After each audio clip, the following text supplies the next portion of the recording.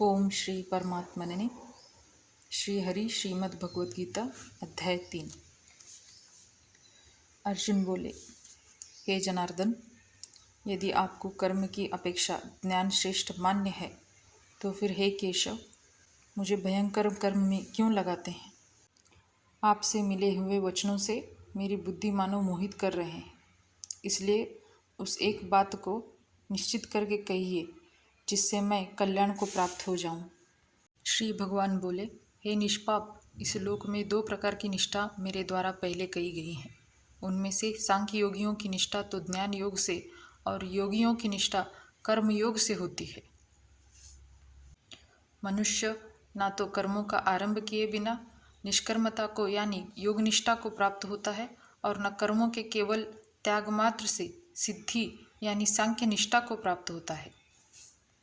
निसंदेह कोई भी मनुष्य किसी भी काल में क्षण मात्र भी बिना कर्म किए नहीं रहता, क्योंकि सारा मनुष्य समुदाय प्रकृति जनित गुणों द्वारा परवश हुआ कर्म करने के लिए बाध्य किया जाता है। जो मूढ़ बुद्धि मनुष्य समस्त इंद्रियों को हठपूर्वक ऊपर से रोककर मन से उन इंद्रियों के विषयों का चिंतन करता है, वह मिथ्याचारी अर्थात दाम्भी कहा जाता है। किंतु हे अर्जुन, जो पुरुष मन से इंद्रियों को वश में करके अनासक्त हुआ समस्त इंद्रियों द्वारा कर्मयोग का आचरण करता है, वही श्रेष्ठ है। तू शास्त्र विहित कर्तव्य कर्म कर, क्योंकि कर्म न करने की अपेक्षा कर्म करना श्रेष्ठ है तथा कर्म न करने से तेरा शरीर निर्वाह भी नहीं सिद्ध होगा। यज्ञ के निमित्त किए जाने वाले कर्मों से अतिरिक्त दूसरे कर्मों में लगा हुआ ही यह मनुष्य समुदाय कर्मों से बंधता है। इसलिए हे अर्जुन, तू आसक्ति से रहित होकर उस यज्ञ के निमित्त ही भली भांति कर्तव्य कर्म कर। प्रजापति ब्रह्मा ने कल्प के आदिम यज्ञ सहित प्रजाओं को रचकर उनसे कहा कि तुम लोग इस यज्ञ के द्वारा वृद्धि को प्राप्त हो और यह यज्ञ तुम लोगों को इच्छित भोग प्रदान करने वाला हो। तुम लोग इस यज्ञ के द्वारा देवताओं को उन्नत करो और वे देवता तुम लोगों को उन्नत करें। इस प्रकार निस्वार्थ भाव से एक दूसरे को उन्नत करते हुए तुम लोग परम कल्याण को प्राप्त हो जाओ। यज्ञ के द्वारा बढ़ाए हुए देवता तुम लोगों को बिना मांगे ही इच्छित भोग निश्चय ही देते रहेंगे।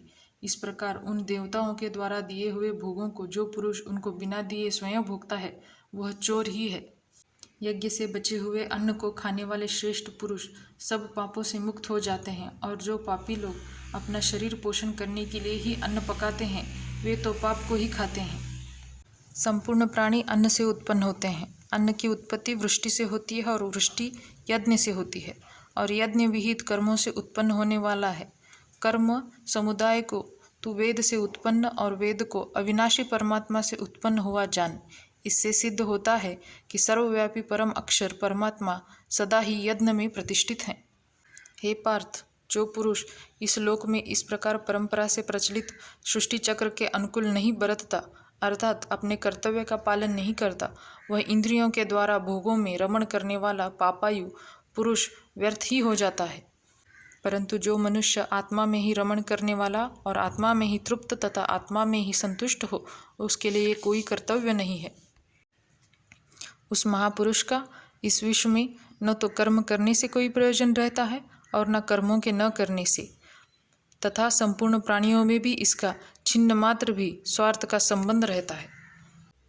इसलिए तू निरंतर आसक्ति से रहित होकर सदा कर्तव्य कर्मों को भली भांति करता रहे, क्योंकि आसक्ति से रहित होकर कर्म करता हुआ मनुष्य परमात्मा को प्राप्त हो जाता है।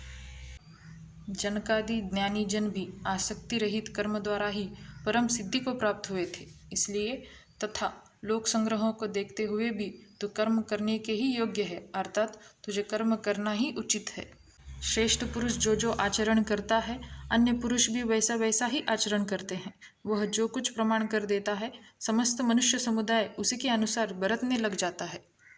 हे अर्जुन, मुझे इन तीनों लोकों में न तो कुछ कर्तव्य है और न कोई भी प्राप्त करने योग्य वस्तु अप्राप्त है, तो भी मैं कर्म में ही बरतता हूँ।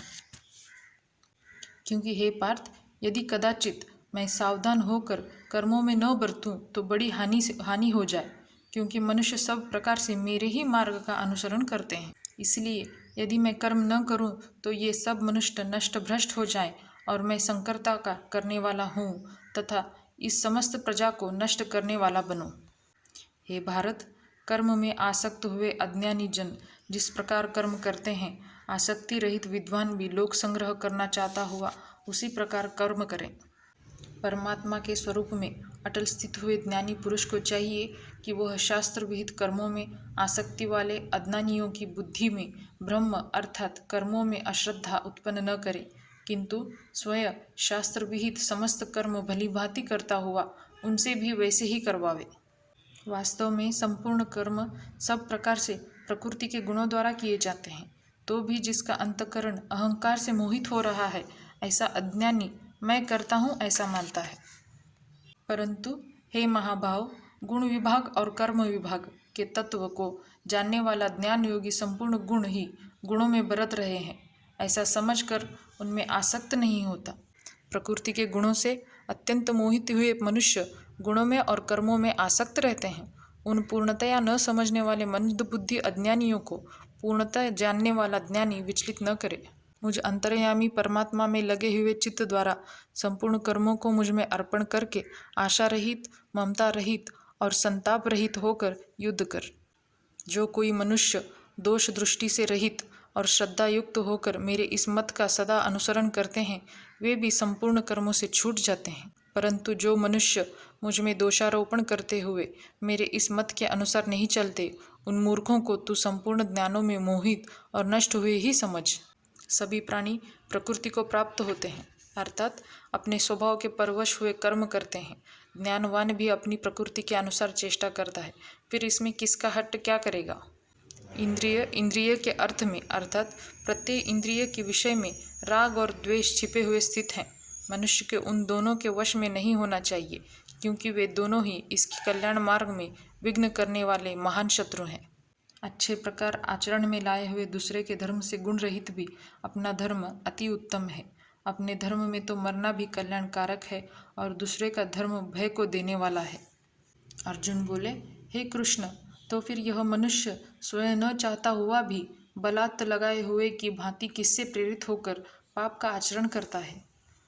श्री भगवान बोले, रजोगुण से उत्पन्न हुआ यह काम ही क्रोध है। यह बहुत खाने वाला अर्थात बहुओं से कभी न अघाने वाला और बड़ा पापी है। इसको ही तू इस विषय में वैरी जान।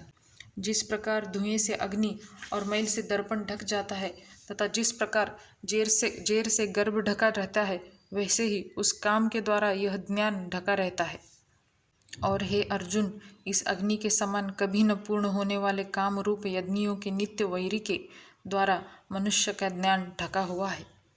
इंद्रिया, मन और बुद्धि ये सब इसके वासस्थान कहे जाते हैं। यह काम इन मन, बुद्धि और इंद्रियों के द्वारा ही ज्ञान को आच्छादित करके जीवात्मा को मोहित करता है। इसलिए हे अर्जुन, तो पहले इंद्रियों को वश में करके इस ज्ञान और विज्ञान का नाश करने वाले महान पापी काम को अवश्य ही बलपूर्वक मार डाल। इंद्रियों को स्थूल शरीर से पर यानी श्रेष्ठ, बलवान और सूक्ष्म कहते हैं। इन इंद्रियों से पर मन है, मन से भी पर बुद्धि है, और जो बुद्धि से भी अत्यंत पर है वह आत्मा है। इस प्रकार बुद्धि से पर अर्थात सूक्ष्म, बलवान और अत्यंत श्रेष्ठ आत्मा को जानकर और बुद्धि के द्वारा मन को वश में करके हे महाबाहु, तू इस कर्म रूप दुर्जय शत्रु को मार डाल।